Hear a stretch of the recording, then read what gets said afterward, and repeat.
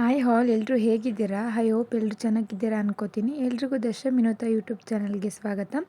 ಇವತ್ತು ನಾವು ಮನೆಯಲ್ಲಿನೇ ಒಂದು 10-15 ನಿಮಿಷದಲ್ಲಿ ಸುಲಭವಾಗಿ ಮಾಡ್ಕೊಳ್ಬಹುದಾದ ಗರಿಗರಿಯಾದ ಆ್ಯಂಡ್ ಕುರುಮ್ ಅನ್ನೋ ಚಕ್ಕುಲಿನ ಯಾವ ರೀತಿ ಮಾಡೋದು ಅಂದ್ಬಿಟ್ಟು ನಾನಿಲ್ಲಿ ರೆಸಿಪಿನ ಶೇರ್ ಮಾಡಿದ್ದೀನಿ. ಇದನ್ನು ಯಾವ ರೀತಿ ಮಾಡೋದು ಅಂತ ಅಂದ್ಬಿಟ್ಟು ಇವಾಗ ನೋಡೋಣ ಬನ್ನಿ. ಮೊದಲಿಗೆ ಇದಕ್ಕೆ ಏನೇನು ಇಂಗ್ರೀಡಿಯೆಂಟ್ಸ್ ಬೇಕು ಅಂದ್ಬಿಟ್ಟು ಮೊದಲಿಗೆ ನೋಡೋಣ. ಮೊದಲಿಗೆ ನಾನಿಲ್ಲಿ 1.5 kgಯಷ್ಟು ಅಕ್ಕಿ ಹಿಟ್ಟನ್ನ ತೊಗೊಂಡಿದ್ದೀನಿ. ಅದ್ರ ಜೊತೆಗೆ ನಾನಿಲ್ಲಿ ಸ್ವಲ್ಪ ಬಿಳಿ ಎಳ್ಳು ಮತ್ತು 2-3 ಟೇಬಲ್ ಸ್ಪೂನ್ ಸೋಡಾ ಮತ್ತು 2 ಟೇಬಲ್ ಸ್ಪೂನಷ್ಟು ಜೀರಿಗೆ ತೊಗೊಂಡಿದ್ದೀನಿ. ಮತ್ತು ರುಚಿಗೆ ತಕ್ಕಷ್ಟು ಉಪ್ಪನ್ನ ತೊಗೊಂಡಿದ್ದೀನಿ. ಮತ್ತು ಒಂದು ಬೌಲಲ್ಲಿ ಕಡಲೆ ಹಿಟ್ಟನ್ನ ತೊಗೊಂಡಿದ್ದೀನಿ. ಬೋಂಡ್ ಹಿಟ್ಟು ಬರುತ್ತೆ ಅಲ್ವಾ, ಅದನ್ನು ತೊಗೊಳ್ಳಿ, ಚೆನ್ನಾಗಿ ಬರುತ್ತೆ. ಇದಕ್ಕೆ ಮೇನ್ ಇಂಗ್ರೀಡಿಯೆಂಟ್ ಅಂದ್ರೇ ಅದು. ಮತ್ತು ನಾನಿಲ್ಲಿ ಒಂದು 5-6 ಟೇಬಲ್ ಸ್ಪೂನ್ ಖಾರದ ಪುಡಿ ಮತ್ತು ಬಿಸಿ ಮಾಡ್ಕೊಂಡಿರೋ ಸ್ವಲ್ಪ ಎಣ್ಣೆನ ತೊಗೊಂಡಿದ್ದೀನಿ.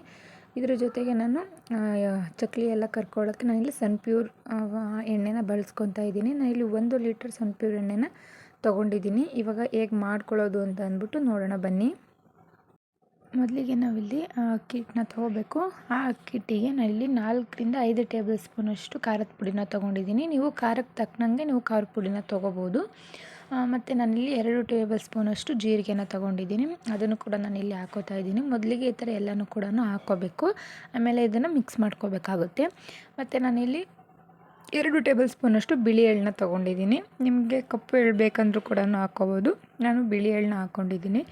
ಮತ್ತು ನಾನಿಲ್ಲಿ 1.5 ಟೇಬಲ್ ಸ್ಪೂನಷ್ಟು ಸೋಡಾನು ತೊಗೊಂಡಿದ್ದೀನಿ. ಇಲ್ಲಿ 1.5 kg ಅಕ್ಕಿಗೆ ಅಷ್ಟು ಸೋಡಾ ಬೇಕಾಗುತ್ತೆ. ಮತ್ತು ಇದು ಮೇನ್ ಇಂಗ್ರೀಡಿಯೆಂಟ್ ಅಂತಲೇ ಹೇಳ್ಬೋದು. ಈ ಬೋಂಡ್ದಿಟ್ಟು ಬರುತ್ತೆ ಅಲ್ವಾ, ಕಡಲೆ ಹಿಟ್ಟು, ಈ ಕಡಲೆ ಹಿಟ್ಟನ್ನ ಹಾಕೋದ್ರಿಂದ ಚಕ್ಲಿಗಳು ತುಂಬ ಸಾಫ್ಟ್ ಮತ್ತು ಗರಿಗರಿಯಾಗಿ ತಿನ್ನೋಕ್ಕೂ ತುಂಬ ಚೆನ್ನಾಗಿರುತ್ತೆ. ಅದಕ್ಕೋಸ್ಕರ ನಾನಿಲ್ಲಿ 1.5 ಬೌಲಷ್ಟು ಕಡಲೆ ಹಿಟ್ಟನ್ನ ಬಳಸ್ಕೊತಾ ಇದ್ದೀನಿ. ಮತ್ತು ಇಲ್ಲಿಗೆ ರುಚಿಗೆ ತಕ್ಕಷ್ಟು ಉಪ್ಪು, ನಾನಿಲ್ಲಿ 2 ಟೇಬಲ್ ಸ್ಪೂನಷ್ಟು ಉಪ್ಪನ್ನ ತೊಗೊಂಡಿದ್ದೀನಿ. ದೊಡ್ಡ ಟೇಬಲ್ ಸ್ಪೂನಲ್ಲಿ ನಾನಿದ್ರು ತುಂಬ ಆಗೋಷ್ಟು ತೊಗೊಂಡು ಹಾಕಿದ್ದೀನಿ. ನೀವು ರುಚಿಗೆ ತಕ್ಕಷ್ಟು ಉಪ್ಪನ್ನ ನೋಡಿಬಿಟ್ಟು ಹಾಕ್ಕೊಳ್ಳಿ. ಇವಾಗ ಹೇಗೆ ಮಾಡೋದು ಅಂದ್ಬಿಟ್ಟು ನೋಡೋಣ ಬನ್ನಿ. ಇಷ್ಟೆಲ್ಲನೂ ಹಾಕ್ಕೊಂಡಿದ ನಂತರ ನಾನು ಇಲ್ಲಿ ಒಂದು ಅರ್ಧ ಕಪ್ಪಷ್ಟು ಎಣ್ಣೆನ ಕಾಯಿಸ್ಕೊಂಡು ತೊಗೊಬಂದಿದ್ದೀನಿ. ಆ ಕಾದಿರೋ ಎಣ್ಣೆನ ಇದಕ್ಕೆ ಹಾಕ್ಕೊಂಬಿಟ್ಟು ಮೊದಲಿಗೆ ನಾವು ಅದು ಕಾದಿರುತ್ತಲ್ವ ಎಣ್ಣೆ, ಕೈಯಲ್ಲಿ ಕಲಿಸ್ಕೊಳಕ್ಕಾಗಲ್ಲ. ಅದರಿಂದ ಈ ಥರ ಒಂದು ಸೌಟ್ ಸಹಾಯದಿಂದ ನೀಟಾಗಿ ಇದನ್ನು ಮಿಕ್ಸ್ ಮಾಡ್ಕೋಬೇಕಾಗುತ್ತೆ. ಎಣ್ಣೆ ಎಲ್ಲ ಕಡೆಯೂ ನೀಟಾಗಿ ಮಿಕ್ಸ್ ಆಗೋ ಥರ ನೀಟಾಗಿ ಮಿಕ್ಸ್ ಮಾಡ್ಕೋಬೇಕಾಗುತ್ತೆ. ಇದನ್ನು ಸ್ವಲ್ಪ ಹೊತ್ತು ಹಿಂಗೆ ಮಿಕ್ಸ್ ಮಾಡ್ಕೊಂಡಿದ ನಂತರ ನಾವು ಕೈಯಲ್ಲಿ ಮಿಕ್ಸ್ ಮಾಡ್ಕೋಬೇಕು. ಯಾಕಂದರೆ ಎಣ್ಣೆ ಸುಡ್ತಿತ್ತು ಅಂತ ಅಂದ್ಬಿಟ್ಟು ನಾವು ಸೌಟಲ್ಲಿ ಮಿಕ್ಸ್ ಮಾಡಿರ್ತೀವಿ. ಆದರೂ ಎಲ್ಲೆಲ್ಲಾದರೂ ಒಂದು ಗಂಟುಗಳಿರ್ತವೆ, ಎಲ್ಲ ಇರುತ್ತೆ. ಅದನ್ನು ನೀಟಾಗಿ ಚೆನ್ನಾಗಿ ಒಂದು 5 ನಿಮಿಷ ಕೈಲೇನೆ ಏನು ಗಂಟಿದ್ರೂ ಏನೇ ಇದ್ರೂ ಎಲ್ಲ ನೀಟಾಗಿ ಮಿಕ್ಸ್ ಮಾಡಿಕೊಂಡ್ರೆ ಚಕ್ಲಿ ತುಂಬ ಚೆನ್ನಾಗಿ ಬರ್ತವೆ. ಈ ಥರ ಕೈಲೆಲ್ಲ ಮಿಕ್ಸ್ ಮಾಡ್ಕೊಂಬಿಟ್ಟು ಇವಾಗ ಯಾವ ಥರ ನಾದ್ಕೊಳ್ಳೋದು, ಅದಕ್ಕೆ ಹಿಟ್ಟು ಹೆಂಗೆ ಮಾಡ್ಕೊಳ್ಳೋದು ಅಂದ್ಬಿಟ್ಟು ತೋರಿಸ್ತಾ ಇದ್ದೀನಿ. ಮೊದಲಿಗೆ ನಾನು ಎಲ್ಲ ಹಿಟ್ಟನ್ನೂ ತೋರಿಸ್ತಾ ಇಲ್ಲ, ಸ್ವಲ್ಪ ಹಿಟ್ಟನ್ನ ಎತ್ತಿಟ್ಬಿಟ್ಟು ಸ್ವಲ್ಪ ಹಿಟ್ಟನ್ನೇ ತೋರಿಸ್ತಾ ಇದ್ದೀನಿ ಯಾವ ಥರ ಮಾಡೋದು ಅಂತ ಅಂದ್ಬಿಟ್ಟು. ಮೊದಲಿಗೆ ಈ ಥರ ಒಂದು ಸ್ವಲ್ಪ ಹಿಟ್ಟನ್ನ ತೊಗೊಂಬಿಟ್ಟು ಅದಕ್ಕೆ ನಾನಿಲ್ಲಿ ಸ್ವಲ್ಪನೇ ನೀರನ್ನ ಹಾಕ್ಕೊಂಡು ಚಪಾತಿ ಹಿಟ್ಟು ಅದಕ್ಕೇನೆ ಸ್ವಲ್ಪ ಕಲಿಸ್ಕೋಬೇಕು. ಬಟ್ ಒಂದೇ ಸಲ ನೀರು ಹಾಕಿ ಕಲಿಸ್ಕೋಬಾರ್ದು. ಈ ಥರ ಸ್ವಲ್ಪನೇ ನೀರು ಹಾಕ್ಕೊಂಬಿಟ್ಟು ಇದನ್ನು ಒಂದೊಂದು ಸಲ ನೀರು ಹಾಕ್ದಂಗ್ಲೂ ಚೆನ್ನಾಗಿ ಹಿಂಗೆ ನಾದ್ಕೊತಾ ಇರಬೇಕು. ಹಂಗೆ ನಾದ್ದಷ್ಟು ಎಷ್ಟು ಚೆನ್ನಾಗಿ ನಾದ್ಕೊತೀವೋ ಚಕ್ಲಿ ಅಷ್ಟು ಚೆನ್ನಾಗಿ ಬರ್ತವೆ. ಇಲ್ಲಿ ನೋಡ್ತಾ ಇರ್ಬೋದು, ಈ ಥರ ನಾದಿ ಎತ್ತಿಟ್ಕೊಂಡಿದ್ದೆ. ಇದನ್ನು ಈ ಥರ ಮಾಡೋದ್ರಿಂದ, ತುಂಬ ನಾದೋದ್ರಿಂದ ಚಕ್ಲಿಗಳು ತುಂಬ ಸಾಫ್ಟಾಗಿ ಬರ್ತವೆ. ಇಲ್ಲಿ ನೋಡ್ತಾ ಇರ್ಬೋದು ಎಷ್ಟು ಸಾಫ್ಟಾಗಿದೆ ಹಸಿಟ್ಟು ಅಂತಲೂ ಕೂಡ ತೋರಿಸ್ತಾ ಇದ್ದೀನಿ. ಇದನ್ನು ಇವಾಗ ನಾವು ಯಾವ ಥರ ಮಾಡ್ಕೊಳೋದು ಅಂತ ತೋರಿಸ್ತೀನಿ.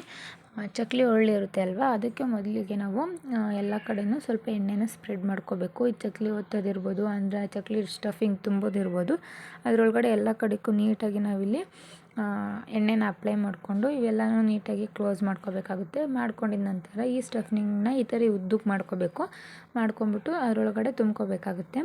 ನಾನಿವಾಗ ಅದನ್ನು ಈ ಥರ ಉದ್ದ ಮಾಡ್ಕೊಂಡು ಅದರೊಳಗಡೆ ತುಂಬ್ಕೋತಾ ಇದ್ದೀನಿ. ಜಾಸ್ತಿ ಆದರೆ ಅದನ್ನು ಮೇಲಿಂದ ಸ್ವಲ್ಪ ತೆಗೆದ್ಬಿಟ್ಟು ಅದನ್ನು ನೀಟಾಗಿ ಸ್ಟಫಿಂಗ್ ಅದರೊಳಗಡೆ ತುಂಬ್ಕೋಬೇಕಾಗುತ್ತೆ. ಇಲ್ಲಿ ನೋಡ್ತಾ ಇರ್ಬೋದು, ಈ ಥರ ತುಂಬ್ಕೊಂಬಿಟ್ಟು ಚಕ್ಲಿ ಹೊಳ್ದು ಮುಚ್ಚಳನ ಮುಚ್ಕೊಂಬಿಟ್ಟು ಇವಾಗ ಒಂದೊಂದೇ ಚಕ್ಲಿನ ನಾನಿಲ್ಲಿ ಒತ್ಕೋತಾ ಇದ್ದೀನಿ. ನೀವು ನೋಡ್ತಾ ಇರ್ಬೋದು ಎಷ್ಟು ಚೆನ್ನಾಗಿ ಬರ್ತಿದೆ. ಎಲ್ಲೂ ಕೂಡ ಅದು ಕಟ್ ಆಗ್ತಿಲ್ಲ, ಅಷ್ಟು ಚೆನ್ನಾಗಿ ಬರ್ತಿದೆ, ನೀವೇ ನೋಡ್ಬೋದು. ನೀಟಾಗಿ ನಾದ್ಕೊಂಡಿಲ್ಲ ಅಂತ ಅಂದರೆ ಚಕ್ಲಿ ಚೆನ್ನಾಗಿ ಬರಲ್ಲ. ತುಂಬ ಚೆನ್ನಾಗಿ ನಾದ್ಕೋಬೇಕು. ಒಂದೇ ಸಲ ಮಾಡಿಟ್ಕೋಬಾರ್ದು. ಎಲ್ಲನೂ ಸ್ವಲ್ಪ ಮಾಡಿ ಚಕ್ಲಿನ ಒತ್ತಿ ಹಾಕ್ಬಿಟ್ಟು ಆಮೇಲೆ ನಾದ್ಕೋಬೇಕಾಗುತ್ತೆ. ಎಲ್ಲ ಒಂದೇ ಸಲ ನಾದ್ಕೊಂಬಿಟ್ರೆ ಅದು ಸೇದ್ದಂಗೆ ಆಗ್ಬಿಡುತ್ತೆ. ಅದಕ್ಕೆ ಸ್ವಲ್ಪನೇ ನಾದ್ಕೋಬೇಕು. ಈ ಥರ ಒಂದೊಂದೇ ಚಕ್ಲಿನೂ ಕೂಡ ಒತ್ಕೋಬೇಕು. ಇಲ್ಲಿ ನೋಡ್ತಾ ಇರ್ಬೋದು ನಾನು ಎಲ್ಲ ಚಕ್ಲಿನೂ ಕೂಡ ಇಲ್ಲಿ ಒತ್ತಿ ಎತ್ತಿಟ್ಕೋತಾ ಇದ್ದೀನಿ. ಇಲ್ಲಿ ನೋಡ್ತಾ ಇರ್ಬೋದು ಒಂದೊಂದು ಪ್ಲೇಟಿಗೆ 6 ಚಕ್ಲಿ ಅಥವಾ 7 ಚಕ್ಲಿ ಆಗ್ತಿತ್ತು. ಈ ಥರ ಪ್ಲೇಟ್ ಮೇಲೇ ಒತ್ಕೊಂಡು ಎಣ್ಣೆಗೆ ಹಾಕ್ಕೋಬೋದು. ಇಲ್ಲಾಂದರೆ ಎಣ್ಣೆ ಕರಿಯೋದು ಸೌಟು ಇರುತ್ತಲ್ಲ ಅದ್ರ ಮೇಲಾದರೂ ಒತ್ಕೊಂಡು ಡೈರೆಕ್ಟ್ ಎಣ್ಣೆಗೆ ಹಾಕ್ಕೋಬೋದು. ಅಷ್ಟರಲ್ಲಿ ಎಣ್ಣೆ ಕೂಡ ಕಾಯಕ್ಕೆ ಇಟ್ಕೊಂಡಿದ್ದೆ. ಎಣ್ಣೆ ಕೂಡ ಇವಾಗ ಕಾದಿದೆ. ಇವಾಗ ನಾನು ಒಂದೊಂದೇ ಚಕ್ಲಿನೂ ಕೂಡ ಹಾಕ್ತಾಯಿದ್ದೀನಿ. ನೀವು ನೋಡ್ಬೋದು ಈ ಥರ ಈ ಚಕ್ಲಿನ ಹಾಕ್ಕೊಂಡ್ಮೇಲೆ ಈ ಥರ ನೊರೆ ಬರುತ್ತೆ. ಎಲ್ಲ ಚಕ್ಲಿಗಳನ್ನು ಈ ಥರ ಹಾಕ್ಕೊತಾ ಇದ್ದೀನಿ. ಈ ಥರ ನೊರೆ ಬಂದಾಗ ಅದು ಬಂದು ಫುಲ್ ಕಮ್ಮಿ ಆಗಬೇಕು. ಅಲ್ಲಿವರೆಗೂ ಚಕ್ಲಿನ ಬೇಯಿಸ್ಕೋಬೇಕಾಗುತ್ತೆ. ಅದು ನೊರೆ ಕಮ್ಮಿ ಆದಮೇಲೆ, ನೊರೆ ಅಂದರೆ ಅದು ಗುಳ್ಳೆ ಥರ ಎದ್ದಿರುತ್ತೆ. ಅದು ಕಮ್ಮಿ ಆದಮೇಲೆ ನಮಗೆ ಗೊತ್ತಾಗುತ್ತೆ ಚಕ್ಲಿ ಬೆಂದ್ಕೊಂಡಿದೆ ಅಂತ ಅಂದ್ಬಿಟ್ಟು. ಇಲ್ಲಿ ನೋಡ್ತಾ ಇರ್ಬೋದು ನಾನು ತೋರಿಸ್ತಾ ಇದ್ದೀನಿ.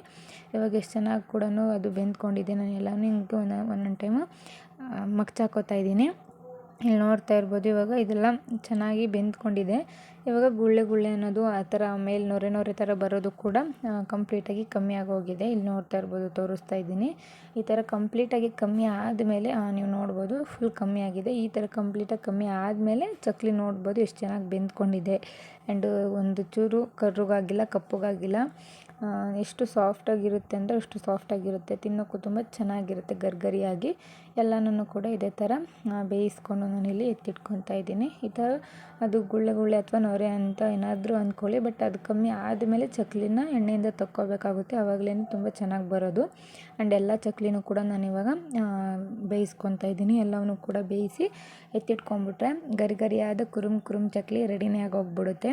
ಆ್ಯಂಡ್ ಇಲ್ಲಿ ನೋಡ್ತಾ ಇರ್ಬೋದು ನಾನು ಇಷ್ಟು ವೀಡಿಯೋ ಮಾಡ್ಕೊಳಕ್ಕೋಸ್ಕರ ಮಾಡ್ಕೊಂಡಿದ್ದೀನಿ. ಇನ್ನೂ ತುಂಬ ಮಾಡ್ಕೊಂಡಿದ್ದೆ. ಇಲ್ಲಿ ನೋಡ್ತಾ ಇರ್ಬೋದು ಕೈಲೇ ಹಿಂಗೆ ಎಷ್ಟು ಸಾಫ್ಟಾಗಿ ಮುರ್ಕೊತಾ ಇದೆ ಅಂತ ಅಂದ್ಬಿಟ್ಟು.